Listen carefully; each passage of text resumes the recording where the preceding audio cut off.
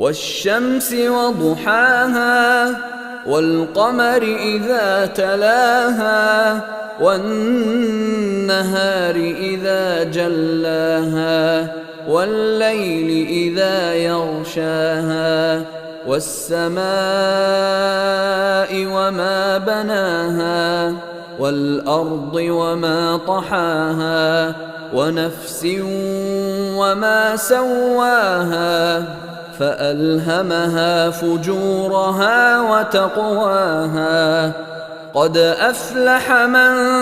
زكاها وقد خاب من دساها كذبت ثمود بطغواها إذ انبعث أشقاها فقال لهم رسول الله ناقة الله وسقياها